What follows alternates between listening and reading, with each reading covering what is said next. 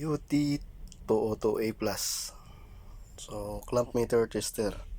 So ito yung box, ito yung lagay niya sa loob. Then ito yung clamp meter actual. So ito yung test prob niya para dito sa pag nagsukat ka ng voltage. So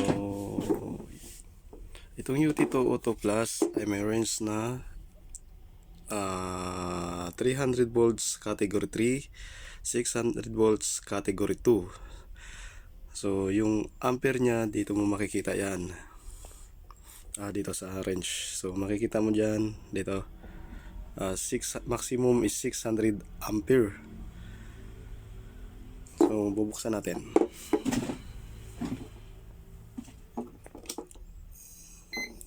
So ayan, ito yung setting ng voltage nya.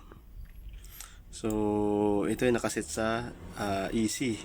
Once na gusto mo siyang gawing DC, pindot mo lang to. So itong kulay dilaw yung selector.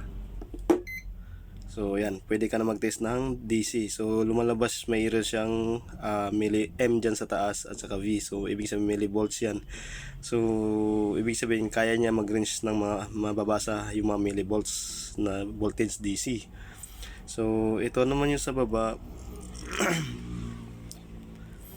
Ito yung real, ito naman yung max at saka min. Ang max at saka min yung setting yan ng kung gusto mong maximum at saka minimum na kukuhanan mo. So ito naman yung hold.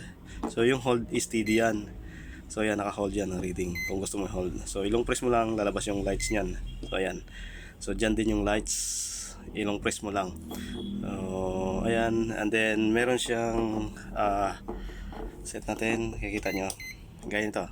So hertz and frequency percent yung katabi niya, hertz and percent. So next niyan, kunwari sa set mo sa 6 ampere pero yung re-readingin mo below dapat 6 ampere. Ang next mo is, ang next range niya is 60 ampere. So yung re-readingin mo dapat below 60 ampere. So ang next, ang maximum niya is 600 ampere. So ang re-readingin mo is below 600 ampere. So next niya is selector is yung NCV.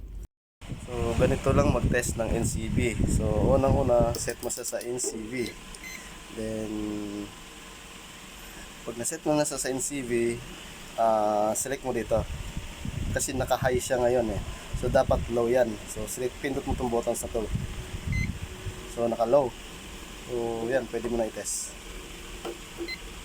Ayan. So ibig sabihin, meron na siyang nadidetect na voltage sa line. May voltage yung line. So in-alert ka niya. So itong dulo na to, ito yung sensor niya. Kailangan nakadikit yan sa wire. Ayan, makikita nyo na. So sa pagkuha naman ng voltage, so select na natin to sa volt settings. So yan, nakaset na sa volt setting. And then naka-automatic AC na siya. So kukuha na natin yung outlet ng AC yan. So pasok mo lang tong connect mo lang dalawang test prob to. So then ilusok lang natin sa ayan. So nakikita na natin. Ayan, nakikita nyo, nag-read na siya ng voltage. So ngayon, kukuha naman tayo ng ampere. So ang gawin lang natin, iset lang natin sa 60 ampere yung selector. So kasi mababa lang naman ang tetesterin natin na ampere. So and then, ikuha tayo ng isang wire. Yung isang wire lang ayan. Tingnan nyo. So isang wire lang na bagay. Makikita natin yung reading. So nakikita natin. So i-test natin sa pangalawang wire. Ayan, makikita nyo rin yung reading. So hindi kailangan isang wire lang talaga dapat, hindi siya pwede sabay.